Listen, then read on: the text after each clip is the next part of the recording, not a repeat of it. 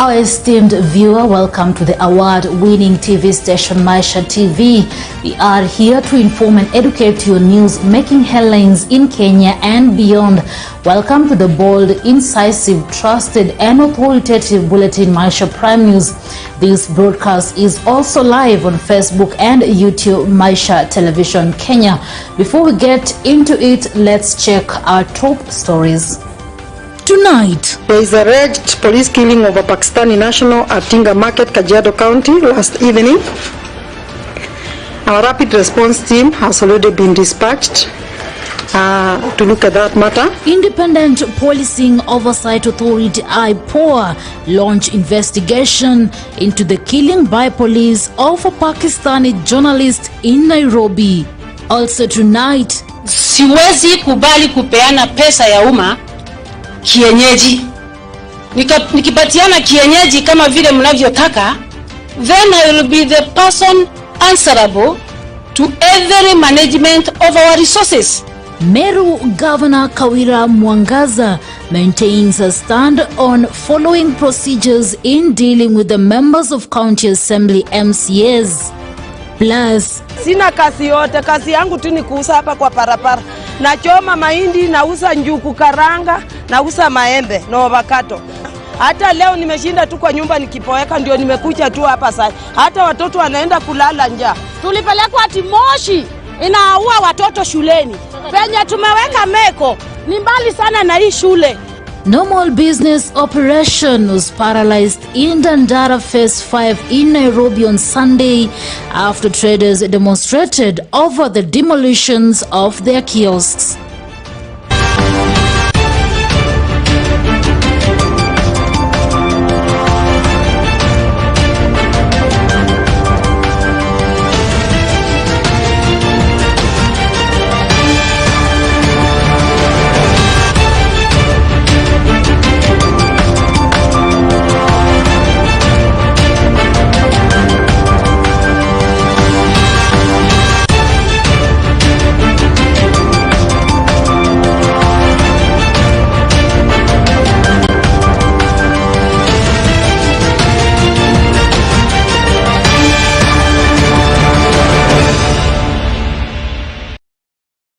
Welcome on board. I'm Rida Chebet carrying the Independent Policing Oversight Authority IPOA says it has launched an investigation into the killing by police of a Pakistani journalist in the capital Nairobi. The agency condemned the killing, saying a decision legal action to be taken will be made after the investigations. The journalist, identified as Arshad Sharif, was shot in the head when her vehicle he was traveling in was flagged down at a roadblock in Kajiado on Sunday night. Millicent Luamba brings us more details on that story. The name of that Pakistani national is Arshad Mohammed Sharif, aged 50. Incident happened on 23rd, 2022 at 22 hours. Police confirmed that renowned Pakistan journalist Arshad Sharif was gunned down by a contingent of General Service Unit GSU officers tracking down the suspected carjacker. There is alleged police killing of a Pakistani national at Tinga Market, Kajiado County last evening. Our rapid response team has already been dispatched to look at that matter. The name of that Pakistani national is Arshad Mohammed Sharif, aged 50, who incident happened on 23rd, 10/2022 at 22 hours. There are several other cases of alleged police fatal shooting of members of the public, several cases of fatal shooting of their colleagues due to personal disagreements. In a report filed at the Magadi police station on Sunday, October 23rd, the police revealed that Sharif was gunned down by the officers from the unit responding to an abduction and car theft case reported in Pangani. According to OB of 14th, 23rd of October 2022, the deceased's brother, Huran Ahmed, told the police that they were on their way back to Nairobi when the ambush happened. The deceased and his brother were driving back to Nairobi in their KDG 200 meters when they found the road blocked using small stones and they decided to pass them. So even as we read this statement, IPOA assures Kenyans of full commitment to deliver on its mandate and consequently contribute towards professionalism of the National Police Service through tenacious efforts to eradicate all forms of extrajudicial and enforced disappearances. And in regards to this, IPOA has noted the strong stand taken by His Excellency the President, Dr. William Samuel Ruto, and his administration against extrajudicial activity by members of the National Police Service. We assure Kenyans that the board is in full alignment with His Excellency's position and directives on the matter. As provided by the Constitutive Act, IPOA has taken up for investigations cases for enforced disappearance and extrajudicial deaths to ensure affected families find relief and closure if the investigations find the police culpable of committing them. And even previously, through periodic press announcement, IPOA has reported the launch of several investigations into deaths alleged to have committed by police. The statement read that it was that day they had gunshots towards their vehicle directed from the front and rear. Ahmed reached out to a friend, another Pakistan national, informing him of the incident. His friend, who lived along the area, directed him to drive to his house. The police report read that on arrival at the main gate, he found his brother dead from a gunshot wound on his head. The bullet had penetrated from the back and exited from the front.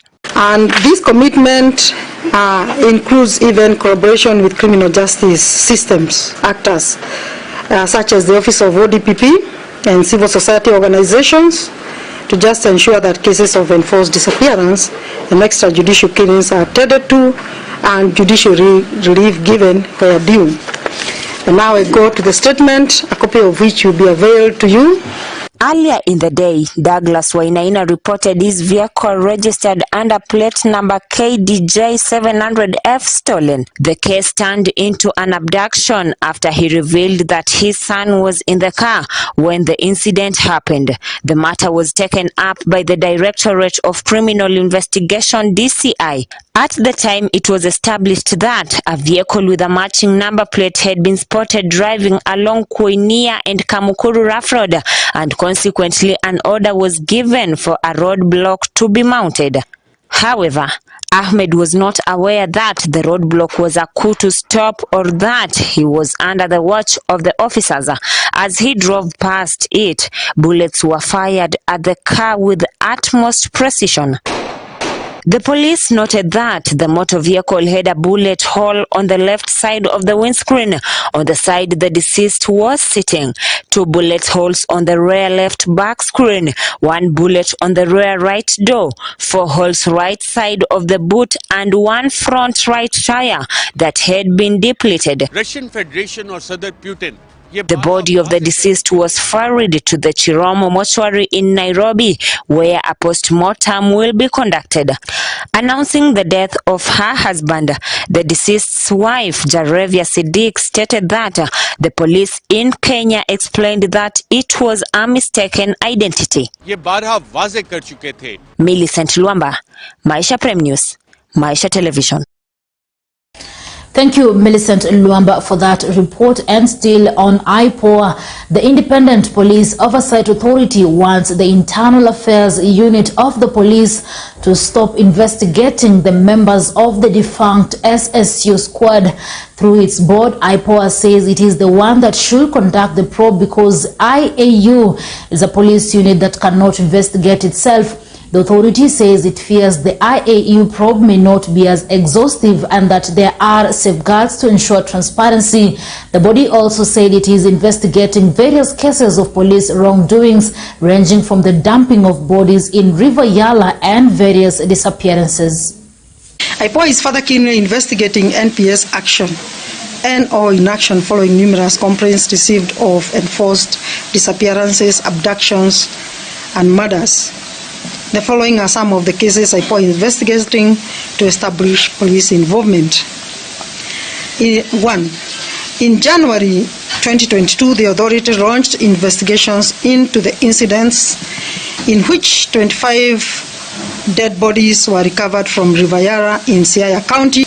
Having attended all the postmortem examinations, the general emerging trend as cause of death was determined as: out of these bodies, 12 had head injuries, 2 abdominal and chest injuries, 1 drowning, 1 had a head and chest injury, 3 strangulations, and 1 peritonitis.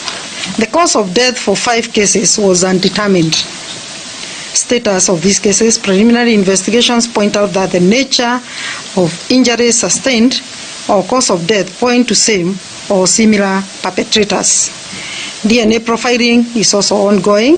And now let's shift to the county government of Meru, where there has been a tussle between MCAs and the county boss. Meru Governor Kawira Mwangaza has maintained her stand on following procedures in dealing with the members of County Assembly MCAs. On Monday, Kawira, whose fallout with the Meru MCAs turned ugly last week, said she is ready to respond to any questions from the ward representatives and finance their projects as long as it is well documented. Despite the local politics getting slippery for her, she has vowed to soldier on, saying she was elected to serve the people and rid the county of corrupt cartels. Sharon Chepchumba with more. Bado mapambano, bado mapambano. The clash between Meru Governor Kawira Mwangaza and Meru members of the County Assembly MCAs has continued to escalate on Monday after the county chief accused the ward representatives of blackmail and intimidation. Mwangaza, who spoke outside the Meru County government offices, however, said she will only do what is legal and that any money requested by the MCAs should be documented and anchored in the law. Siwezi kubali kupeana pesa ya umma kienyeji. Nikipatiana kienyeji kama vile mnavyotaka, then I will be the person answerable to every management of our resources. What I appeal to our MCAs, as your governor, my doors are wide open. Bring a proposal.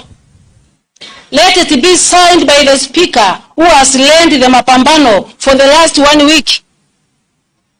Let the speaker bring the document that shows the amount of money that you want, even if it is 200,000 per year or 200 million per year. I'm ready to give you, provided that it is anchored in the law. Kwa hivyo naomba mfanye haraka, muniandikie, hata kama ni kesho muniletee. Pesa ikikuja na wapatia. Lakini lazima pia niwe na written document, a written something that I can also show, kwa sababu tukisema ni kuongea kimdomo mdomo, mtaniruka kama vile mumeniruka hatukuwa tunaongea. On claims that she is unavailable when the MCAs seek audience with her, Kawira urged them to address the deputy governor when they can't find her. Kila mtu afuate sheria na kila mtu atosheke na mshahara wake. Mimi kama gavana nimetosheka na mshahara wangu. Kwa hivyo naomba kila mtu atosheke. Sisemi hamjatosheka, lakini naomba nikiwa gavana kila mtu atosheke na mshahara wake. Kwa hivyo milango yangu iko wazi. Ofisi yangu iko wazi na kuna procedure ya ofisi. Mkikuja munikose kwa ofisi, that's why we have the deputy governor. That's why we have other relevant offices. Governor Mwangaza also defended the move to remove the MCAs from her WhatsApp group, saying she is the one who created it. Wengine wanasema sijui wametolewa kwa WhatsApp group, sijui imeenda namna gani. I'm the one who created the WhatsApp group. How do you stay in the same group na msikizaji? Hamwezi. Ukiona group haifanyi kazi na mpelekani, then una left. On October 19th, the strained relationship between Kawira and Meru MCAs played out when they walked out while she was addressing the assembly. The legislators accused her of being ungracious to request of holding discussions with them and disregarding their demands. Governor anaona anataka arundi 2027 ya taware Meru County miaka 10, pia hawaheshimiwa wako na hamu ya kuongoza miaka ingine 5 kwa jukumu zingine. Na ndio sababu tunasema ya kuwa lazima governor akae na zizi ndio tukubaliane. Wananchi wamekuwa akitupigia simu kututuma tuende kwa county assembly, tuende kwa governor tupeleke mahitaji yao, lakini governor hawezi tusikiza. Wananchi wanatupea watu kuajiri, lakini governor hawezi tusikiza. Hatuwezi jua anataka kufanya kazi namna gani. So tunaomba kama governor amekataa kutusikiza, na sisi tuendelee na biashara zetu huku na yeye endelee na zake huko. Lakini kile kilikuwa mbeleni, tulikuwa tunataka kufanya kazi kwa pamoja ili tuweze kuendesha Meru mbele. Na nataka wa Meru wajue ya kwamba na Kenya yote ijue ya kwamba governor amekataa kutusikiza, simu achukui. Niko katika mapambano ya kupambana na njaa iliyomo Meru, na pambana na ukosefu wa karo kwa watoto wetu wa Meru, na pambana kutafutia watoto wa Meru mbegu, na pambana kutafuta fertilizer vile itafikia watu wetu mashinani, na pambana kutafuta vile nitafikisha mbegu kwa wakulima wetu. Kwa hivyo that is the kind of mapambano that I would wish every leader kupambana.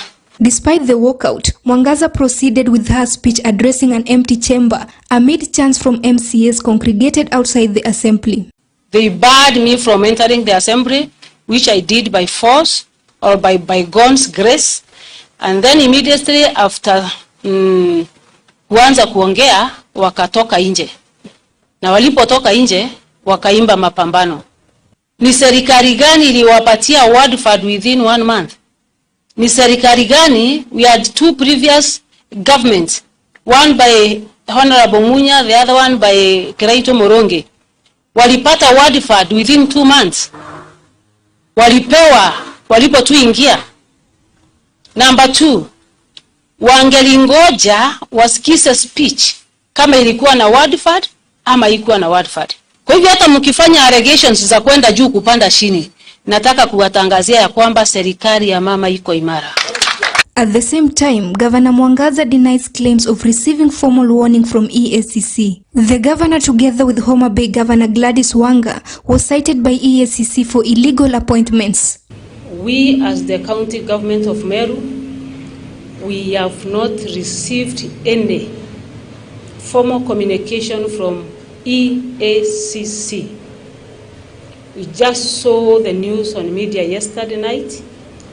We have not been served with any copy, and we are very surprised, but still waiting for them to serve us. And immediately after they serve us, we are in a very good position to give all the relevant answers to EACC.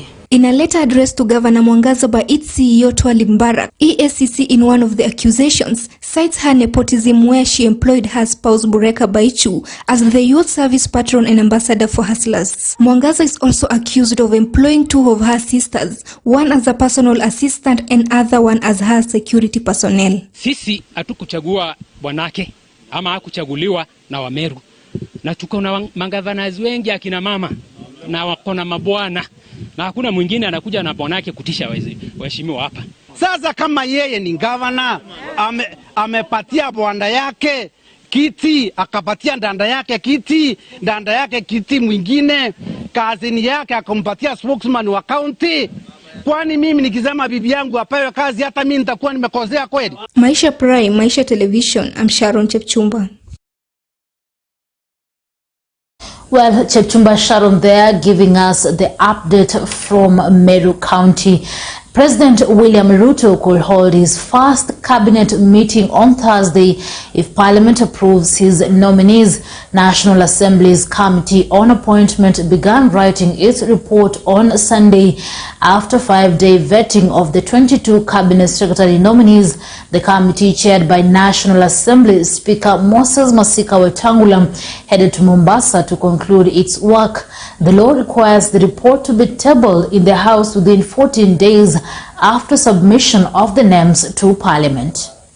Honorable Sholay asked the question of expressway. The National Assembly's Committee on Appointment has until Thursday this week to table a report in the House recommending the approval or rejection of 24 individuals nominated by President William Ruto for appointment as Cabinet Secretaries, Attorney General and Secretary to the Cabinet. Issue of nominees who have appeared here, and the committee was done with them, and then they end up reporting to the offices. The House shall, within 7 days of the tabling of the report and by a resolution at the sitting of plenary, approve or reject the nominees. If approved, Acting Clerk of the National Assembly, Sarah Kioko, shall inform the President of the decision of the House, who shall appoint them formally through a Gazette notice and have them sworn into office. In the event that the House rejects all or any of the nominees, the clerk shall communicate to the President the decision and request alternative names. On Saturday, COA, which is chaired by Speaker Moses Wetangula, retreated to write its report on the suitability of the nominees after concluding the approval hearings on each of the 24 nominees. The Public Appointments Act gives the National Assembly 28 days within which, by a resolution at the plenary, to approve or reject the nominees. The 28 days start counting from the date the notification of the nominees were communicated to the members by the Speaker. The days are spread out such that 7 days are for notifying the nominees of the date, time and venue of the approval hearings, as well as inviting the public to submit their views on the nominee by way of memoranda or sworn affidavits. The next 7 days are for the vetting or approval hearings, 7 others to produce and table the report on the suitability of the nominees, and the last 7 for the House to approve or reject the nominees. If the 28 days period elapses without the MPs having either approved or rejected the President's nominees at the plenary, they will be deemed to have been approved by the House for the formal appointment by the President. On September 27th, President Ruto nominated 24 individuals to his cabinet, and on October 6th forwarded their names to the National Assembly for vetting. Those who are vetted by COA are Mr. Musalia Mudavadi for Prime Cabinet Secretary position, Mr. Justin Muturi for Attorney General, Aden Duale for Defense, Simon Chelugui Cooperatives and Micro, Small and Medium Enterprises Development. Others are Miss Alice Wahome for Water, Sanitation and Irrigation, Professor Kithure Kindiki Interior and National Administration, Aisha Juma Public Service, Gender and Affirmative Action, Mr. Moses Kuria Trade, Investment and Industry, and Susan Nahumicha for Health. Also vetted were Mr. Kipchumba Murkomen for Roads, Transport and Public Works, Mrs. Suipan Tuya, Environment and Forestry, Professor Njuguna Ndungu, National Treasury and Planning, Ms. Penina Malonza, Tourism, Wildlife and Heritage, and Ezekiel Mochogu for Education. Also on the list are Eliud Owalo for ICT and Digital Economy, Ms. Rebecca Miano, East African Community, Arid and Semi-Arid Lands and Regional Development, Florence Bore, Labor and Social Protection, and Zakaria Njeru, Lands, Housing and Urban Development, Davis Chirchir for Energy and Petroleum, Salim Mvuria for Mining, Blue Economy and Maritime Affairs, Masi Wanjao, Secretary to the Cabinet, Dr. Alfred Mutua for Foreign and Diaspora Affairs, and Mr. Ababuna Mwamba for Youth Affairs, Sports and the Arts were also vetted. Those who are vetted and are currently serving as MPs will not participate in the debate for the adoption of the committee's report, as it is against the House standing orders. They will also be required to resign first as MPs if their nomination is approved by the House before they are sworn into office. For Maisha Prime, Maisha Television, I'm Rida Kering Chebet. Let's now shift to western part of the country. Bungoma business and politician Lendrix Waswa has withdrawn from the Bungoma senatorial race, putting his weight behind Ford Kenya's David Wafula Wakoli.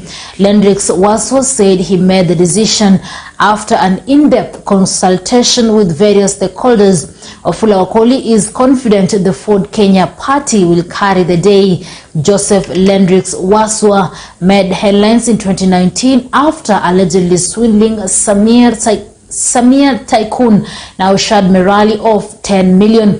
Waswa was previously facing corruption and fraud charges. The seat was rendered vacant after its Senator Moses Wetangula became the Speaker of the National Assembly.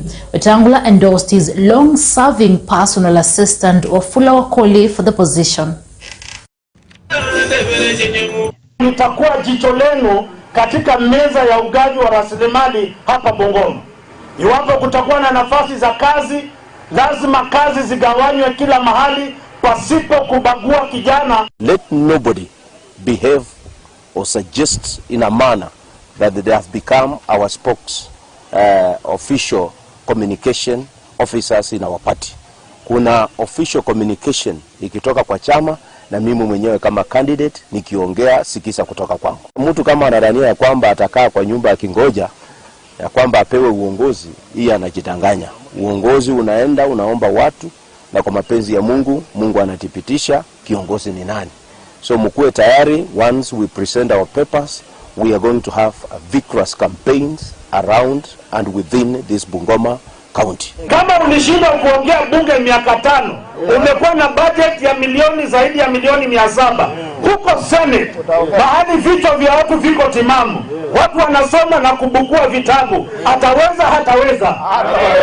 Ndio mimi namwambia kama hataki kutoka, nimemwambia come baby come. Come baby come. Nitaonana na wewe mundu kumundu. And now, crossing borders, a politician with Kenyan roots, Rishi Sunak, is poised to become the next Prime Minister of the United Kingdom. Sunak was on Monday declared the winner of the Tory leadership contest by the chairman of the 1922 committee, Graham Brady. He is the new leader of the Conservative Party, the party with the majority, and therefore succeeds Liz Truss as the Prime Minister and will occupy House 10 Downing Street in London. Bushebi Jr. with more. It is confirmed Rishi Sunak is Britain's next Prime Minister after Boris Johnson withdrew from the contest on Sunday, saying that although he had enough support to make the final ballot, he realized the country and the Conservative Party needed unity. Johnson had raced home from a holiday in the Caribbean to try and secure the backing of 100 lawmakers to enter Monday's contest to replace Liz Truss, the woman who succeeded him in September after he was forced to quit over a string of scandals. He said he had secured the backing of 102 lawmakers and could have been back in Downing Street, but that he had failed to persuade either Sunak or other contender Penny Mordaunt to come together in the national interest. The former Prime Minister had secured the public backing of just under 60 Conservative lawmakers by Sunday, well under half of the nearly 150 endorsements Sunak had received. Johnson's statement likely paves the way for his arch-rival, the 42-year-old former Finance Minister Sunak, to become Prime Minister, and he did. Good afternoon. As returning officer in the leadership election, I can confirm that we have received one valid nomination.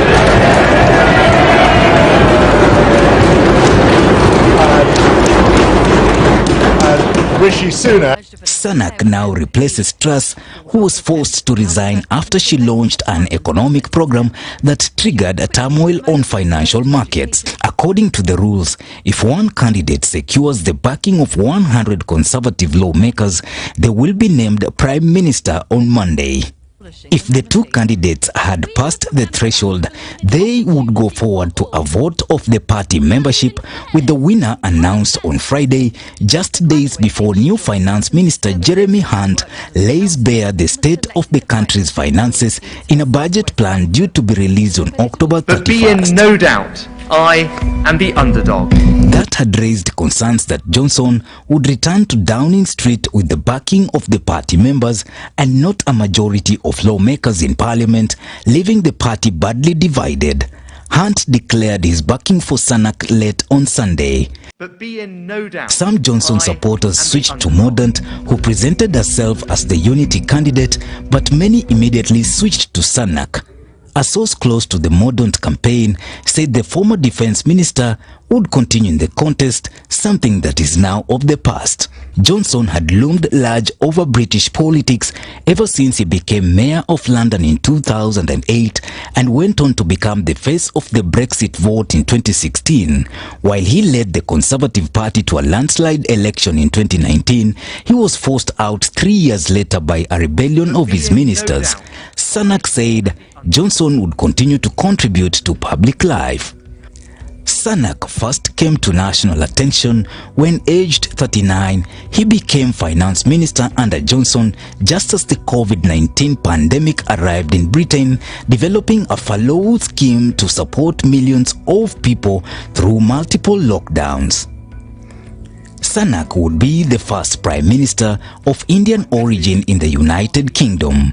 His family migrated to Britain in the 1960s, a period when many people from Britain's former colonies arrived to help rebuild the country after the Second World War.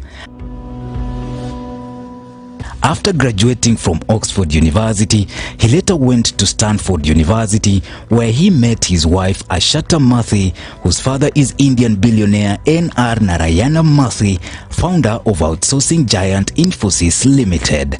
For Maisha Prime, Maisha Television, Ambujabi Jr. Well, that story there from UK takes us to our first commercial break, but coming up, na ni mimi nyanya ya hii watoto alikufa, na saa ile baba yao alimawacha akakunja kwangu, hata kukaa hata dakika 20. Na nilikuwa naona atakuja kusema ati anakuja kusaidia watoto wake akufie huko hata yeye. Kwa hiyo mimi nilikuwa nang'ang'ana yeye.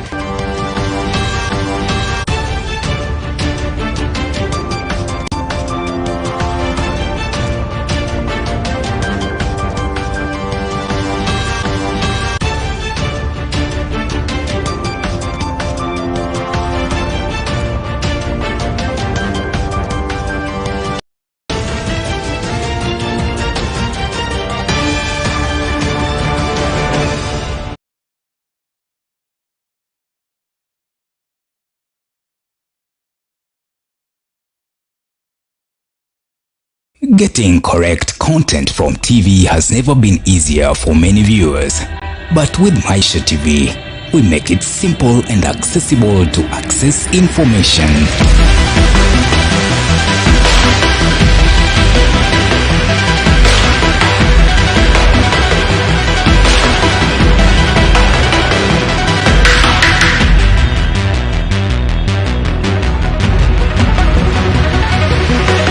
Education and entertainment at a button press on your remote control.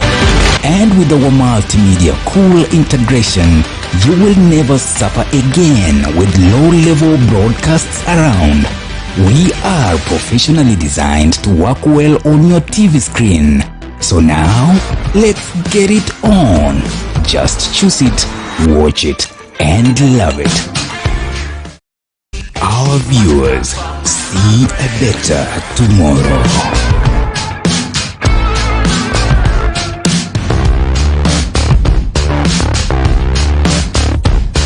Our viewers value education.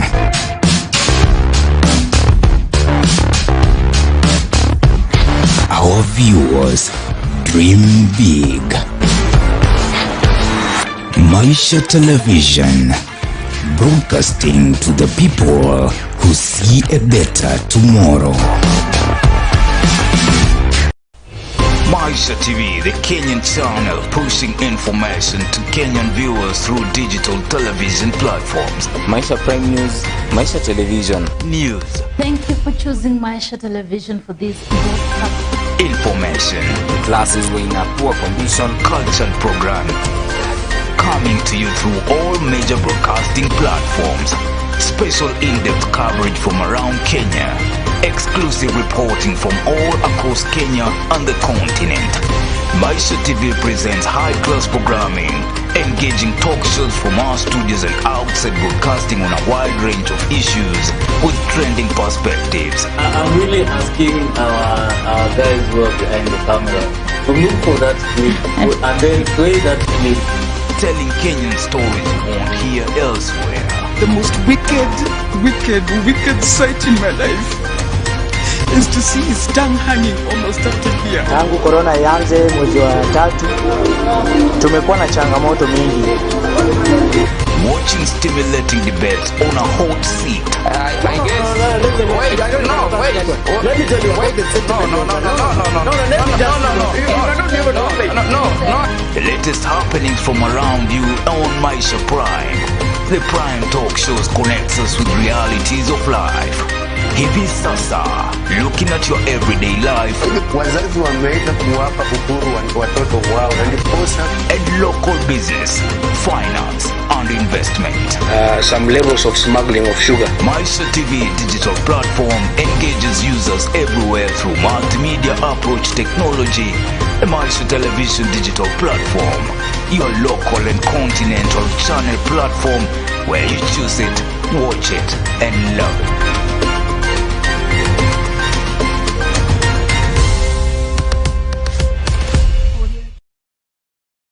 This is the place where it all happens. The stories that continue to change our country. And at present we have got one student who is now at a BBC World Service working.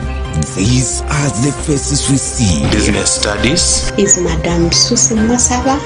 Walter Usolo, Shem Milembwa. The voices we hear. Glad you're tuned in. You're still tuned in to Maisha TV now every day here on Maisha Prime News. We air feature from different schools across the country that have revolutionized societies through education. This is who we are. One channel, one bulletin. Masomo News Live. Join us every Wednesday at 7:30 p.m. for Masomo News Live, exclusive to Maisha TV.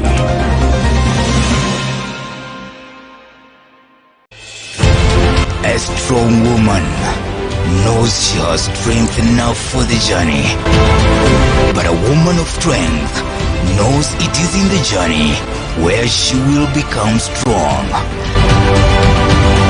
Join Irene Mumbo Bushebi and Rita Kering on Prime Women Talk every Wednesday from 8 p.m. exclusive to MTV. Good morning. Good afternoon. Good evening. Good evening. Is live at Hammersmith. Barcelona is live from Damascus. We're on the doorstep. For Maisha TV. For Maisha Prime News, Maisha Television. For Maisha Prime News, Maisha Television. Trusted news, trusted sources, trusted dissemination of information.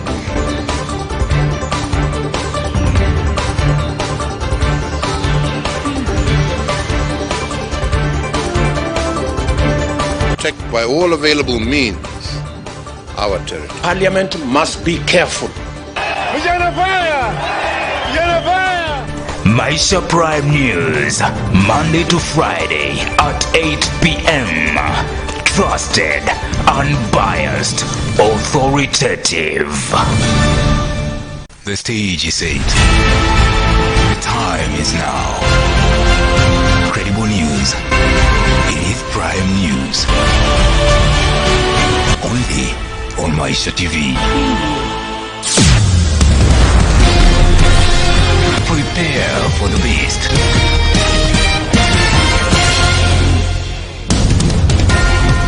Informative.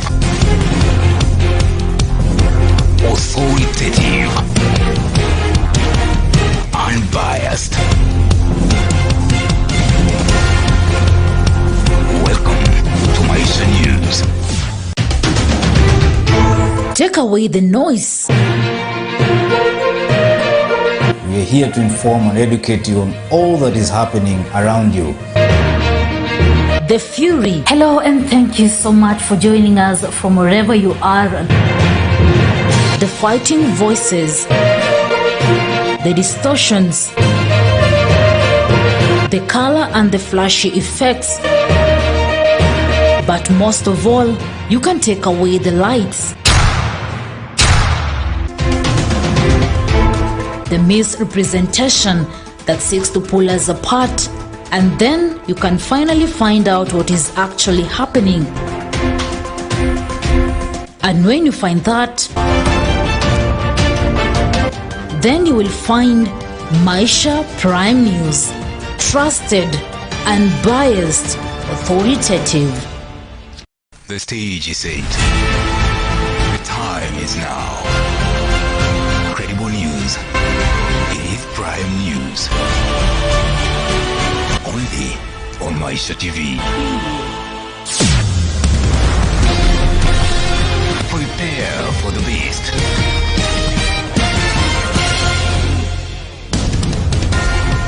Informative.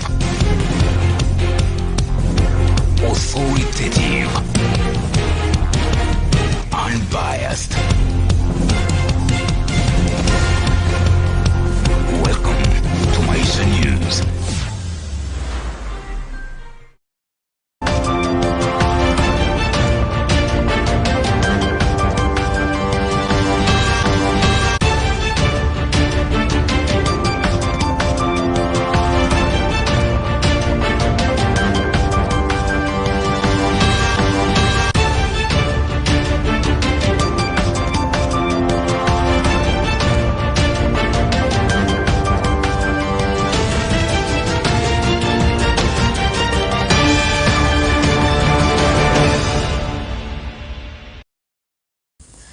Welcome back. You're watching Maisha Prime News. My name is Rida Kering Chebet.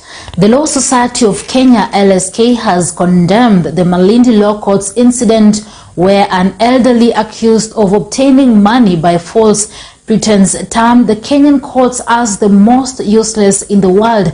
And as last week, Taka caused drama before Malindi resident magistrate Olga Onalo after he protested against the delay in concluding his case, despite the fact that the witnesses are not far from the court. Stephen Lubanga reports.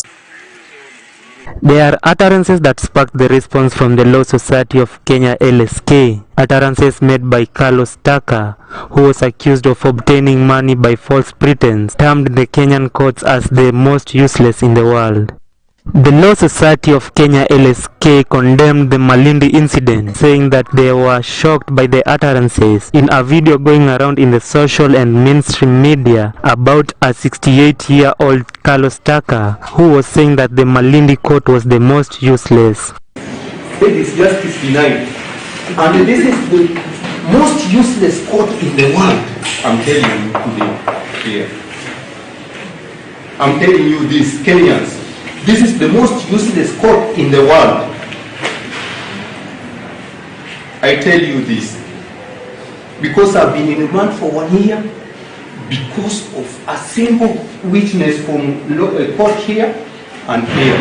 This thing, I tell you Kenyans, will come to an end someday because I've never seen this. Justice delayed is justice denied. According to LSK Coast Branch Vice Chairman and Malindi Branch Chair Conrad Atiang, the continuous attack of the courts and the judiciary will affect the autonomy and independence of the judiciary.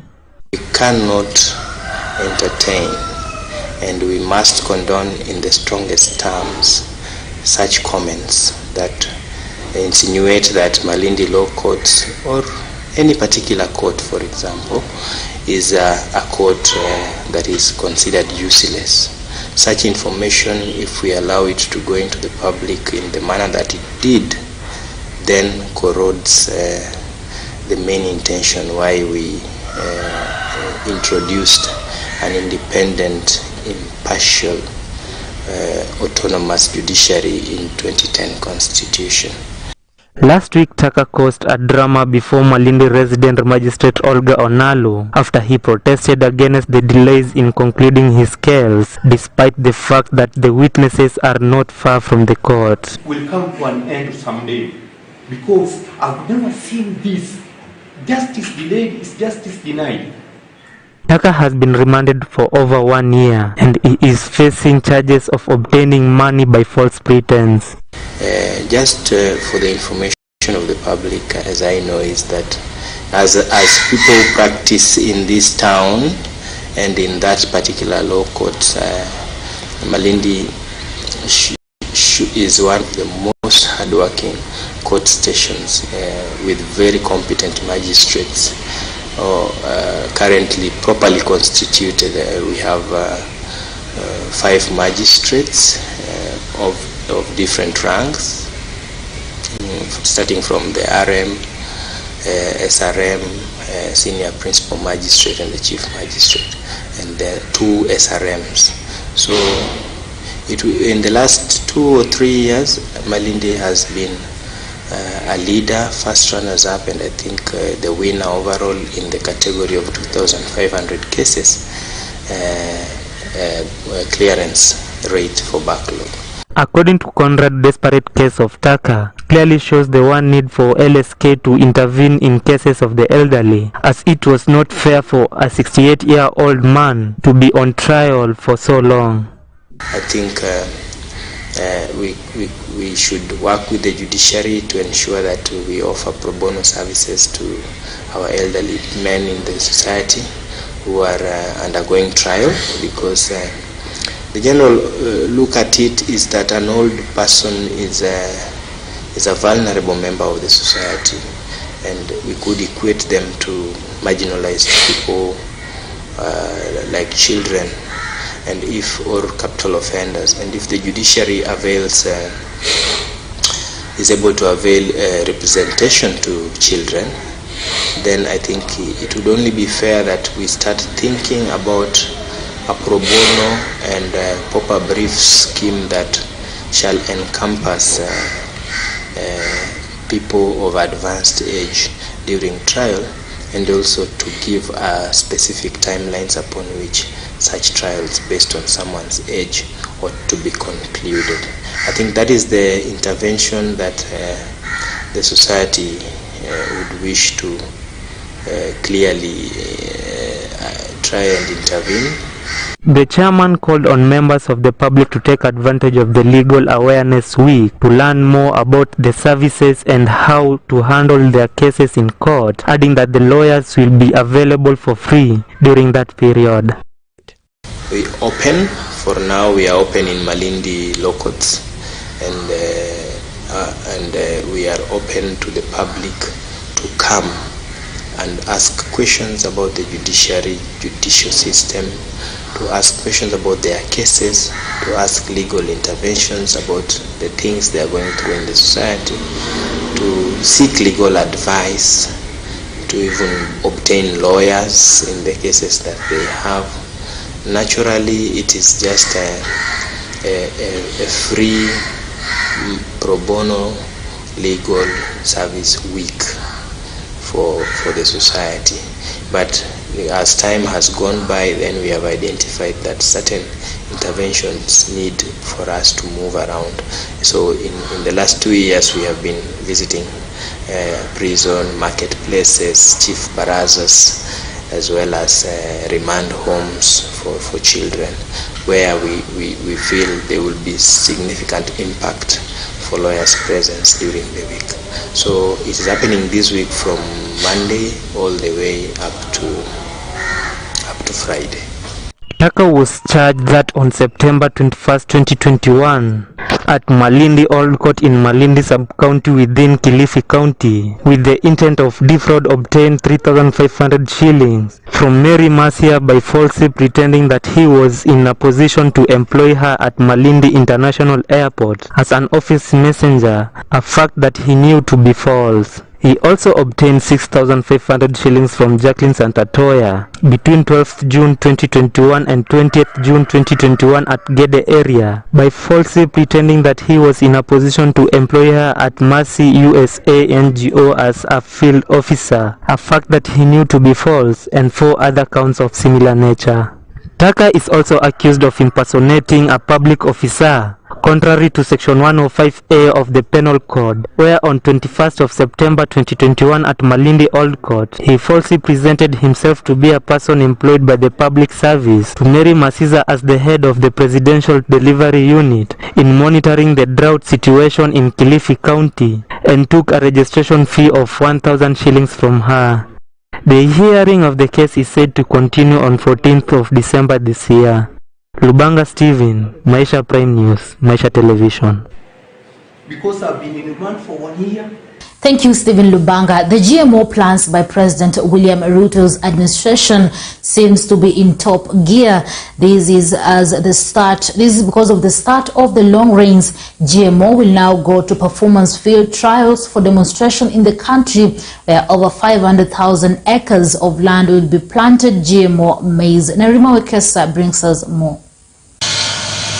It will seem over concerns by a section of Kenyans on genetically modified foods are making a comeback in the agricultural sector have fallen on deaf ears as President William Ruto's administration seems said to be in top gear. According to Dr. Elid Kirega, come the start of the long range, GMO will go to performance field trials for demonstrations in the country where over 500,000 acres of land will be planted GMO maize. Following the lift of a 10-year ban on genetically modified organisms, GMO imports and cultivation in Kenya, we need to be told, what needs to be told is that lifting of this ban is as a result of a real need to ensure food and feed security and to safeguard our environment. Climate change and severity of droughts and emergence of new pests such as folamiworm and the maize stalk borer and new diseases such as the maize lethal necrotic disease pose a real threat to food, feed, and nutritional security in the country. The government will give 11 metric tons of seeds come 2023 to farmers. Farmers spending up to Kenya shillings 12,000 shillings per acre on pesticides alone. These pesticides are also harmful to human health and to the environment, especially water. These pests significantly contribute to low production that currently stands at 7 to 10 90 kilogram bags against a potential of 22 to 35 bags per acre of maize. According to Dr. James Karanja, they have developed the maize varieties that are tolerant to the insect pest stem border and armyworms. There are those one, yes, like the Rocco varieties that are also there in the market. They are also being grown by our farmers varieties. But I can tell you, you cannot get to a yield like that what you are seeing already here. Quite a number of myths that have been talked about the technology. One of them, it is there to be able to reduce the population of Africans. There are quite a communication that goes around even within the social media. And what I can say is, it's not true. The technology is currently being used all over the world. I don't know the output of the posture mills, yeah? Because what our law, I insist on what the law says is that those small traders there it will not be mandatory for them to label. But if they can label, then well and good, but it is not mandatory for them to label. James further says that farmers have been faced by several challenges rather than the weather because of the climate change. He says they have been having a current drought for the last 3 or 4 seasons, hence the food shortage being experienced in the country. In addition to that, he finds that the insect pest has also played a big role, and further that they know that the price of fertilizer has also been high.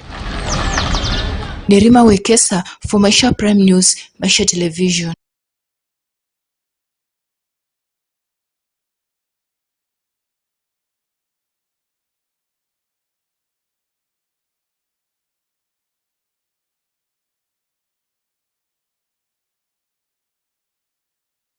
Right, welcome back. You're still here and you're watching Maisha Prime News.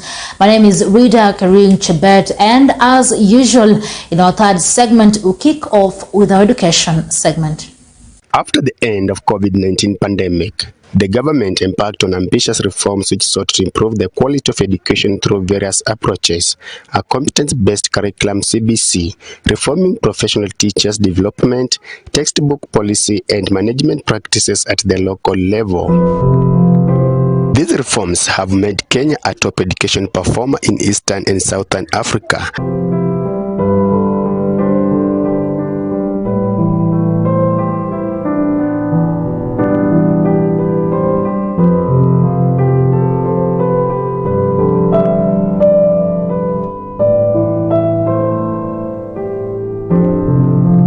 Mr. Patrick Litunda, the school principal at Apokori Secondary School in Teso North Sub-County of Busia County, has employed the new leadership style in the school that has made the facility made strides in academics. My name is Patrick Litunda, the principal of the school, that is Father Bandongen Apokori Secondary School. The school started in to the year 2008 with the Form 1s, when the community felt that they need a school where the learners can be able to come and learn. That was 2008. Since then, I want to say that the school has been expanding very fast. When I came here in 2015, the enrollment was at 290, and as we talk now, it has gone up. We are now at 720 students. In terms of performance, it has been on an upward trend. For instance, since 2017, that's when we had about 3.2, and now we are at 4.9 in terms of main score. When I came here, it was only one student had gone to the university. That was 1950. The test that was 2015. Only one candidate was able to secure a chance to join university. But as we talk now, since then when I came here, so many have joined university. On an average of over 10 per year since I came here in 2015. He has invested much in establishing supportive learning culture at Apokori Secondary School by making a conducive learning environment for students. In terms of infrastructure, and to say we have also some way learners can be able to learn. In terms of classrooms, we have almost enough, apart from only where we need a library is missing, demonstration block is not there, and then maybe dining hall. So they're the key things we are missing.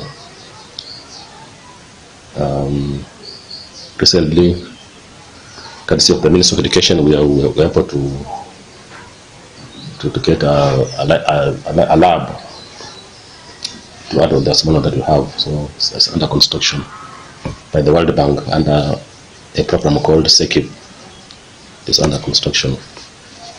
Once complete, then we should be able to our learners learn sciences very, very well without any problem. So the students are very, very disciplined. Since they came here, the learners are very, very disciplined.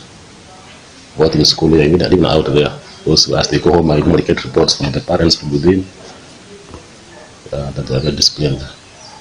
So, and it's courtesy of what we do here as a team of teachers, those under G&C. We normally offer counseling to them all the time. Even the issue of pregnancy among our girls is very, very minimal. Very, very minimal. You had to get maybe 1 or 2 cases of pregnancies among our girls because of the constant try and counsel them on how to behave even when they are out on holiday.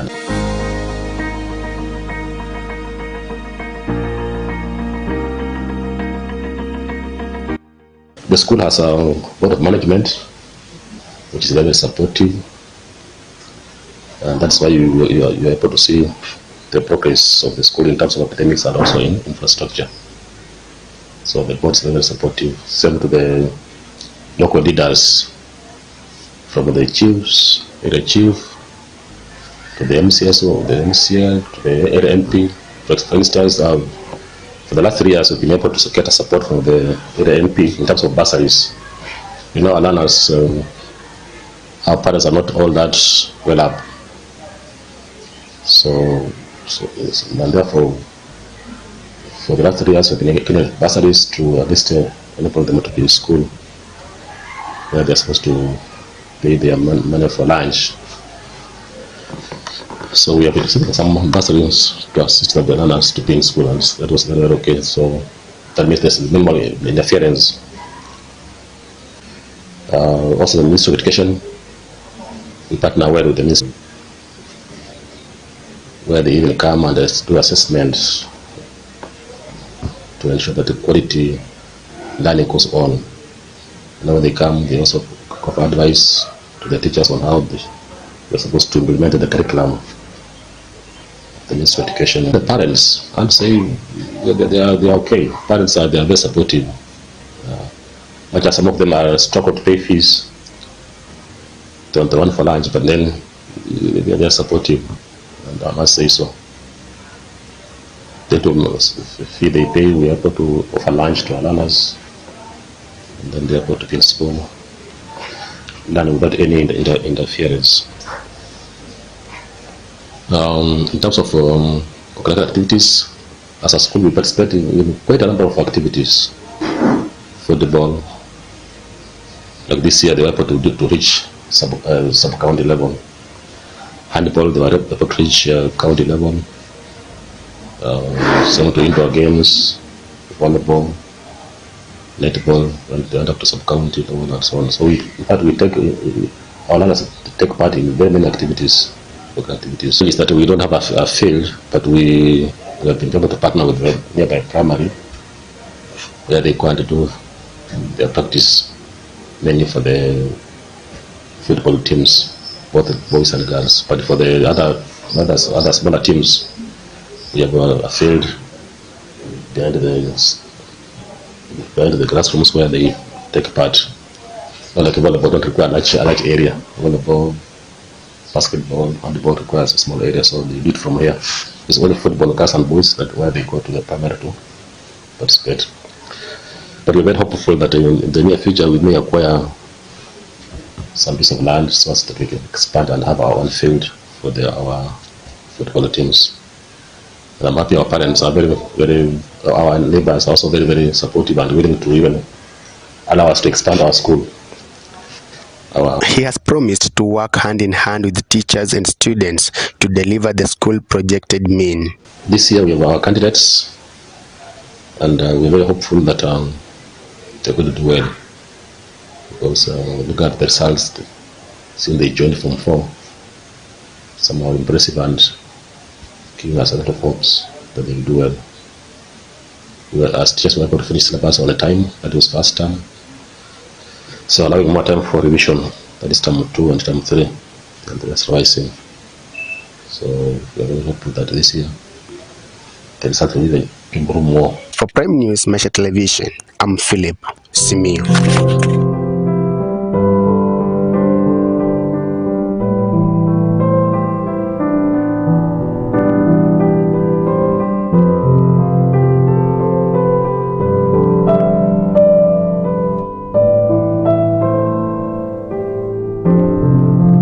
Well, thank you so much, Philip Simiyu, for that incisive story there. And still in feature mode, let's have a look at our today's special business feature, My Hustle, My Story. An experience that is richer than your need is luxury. Every hotel is competing with the other to provide world-class luxury to their customers, win their loyalty, and increase their star ratings.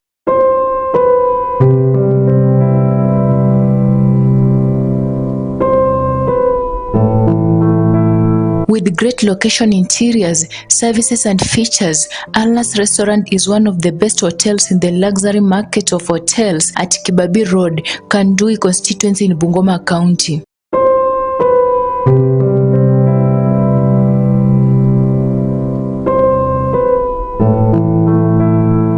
Kwa majina naitwa Monica Cheno, the supervisor at Alnas Center and Resort Limited, which is located at Webuye, Malaba Road.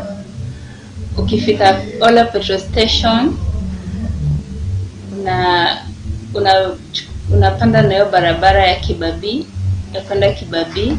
It's like 200 meters. Then on your left, you'll see our hotel. Nimekaa Alnas Hotel mwaka mzima for 1 year. Yeah. Hotel industry imekuwa ya msaada kwangu cause one, ndio ajira yangu, napata hapa my daily basis. Napata cause nimeajiriwa. Then the second is knowledge. Gain knowledge mingi from this hotel industry. Yeah, and at least I know 1, 2, 3 on how to run the business. The hotel features luxury restaurants, conference hall, and range of well-designed rooms for accommodations. Kwanza unapofika pale kwenye lango letu la Alnas Hotel, utaona supermarket pale. Tuko na supermarket, tuko na restaurant. Then after hapo, ukiingia entrance, we have accommodation, guest rooms. Then at the back of our hotel, uko nyuma, tuko na a very cool place where it's homely. Kuna club. Yeah, and then we have garden, then we have halls, conference hall. The first thing tunajivunia kama Alnas ni it's homely. The environment is cool. We have it's chill. Then kuna great services. Ya mazingira ni mema. Ukija pale kuna garden ambao utaketi na unaelewa ile unapoketi chini ya mti maybe. Then kuna fresh air. Yeah. So it's just welcoming to be in Alnas. The senior marketer, Madam Monica, explained to us about the services they offer. Katika restaurant kuna meals tofauti. Meals like kuku kama kawaida. Hapo unajua tuko Liala. So utapata ingoho. Kuna alia. Alia ni ile nyama ambayo iko smoked, then inapikwa na inawekwa walio wanaita mshereha. Inawekwa ndani. Then kuna mboga za kienyeji tofauti kama managu, kuna saga, mseveve, kunde na mrenda na miro. And then ukikuja kwa beverages, tuko na tea, black coffee, white coffee. Then we have those fries. Tuko na fries, we have chips. Then tuko na also these bites like snacks like samosas, sausages, and we have groundnuts. Tuko na juices, fresh juice and milkshake.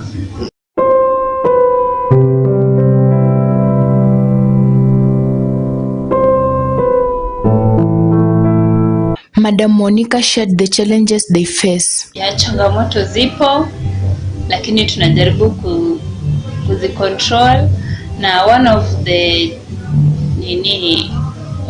challenges ni uchumi, economy.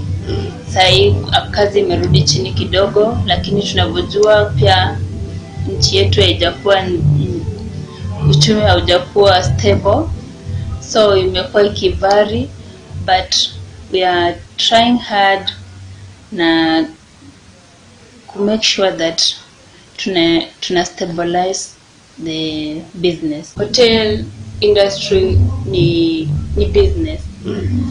Na mostly even right now hata mwenyewe tunaweza kubaliana nayo kuwa kuna shule za kupeleka kusomea hii kazi.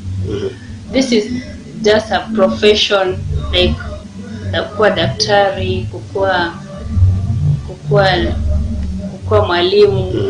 So hii ni kazi. I don't agree with that. I don't agree with that at all. Nirima Wekesa, My Hustle, My Story, Maisha Television. Thank you for that segment, and that brings us to the end of the comprehensive, bold and authoritative bulletin, Maisha Prime News, which comes to you every Monday to Friday at 8 p.m. and also at 9 a.m. My name is Rida Karing Chebet, and just a reminder, on Wednesdays, don't miss to catch our bulletin, Edu Masomo News Live, brought to you by Bushebi Jr. Enjoy the rest of your viewing.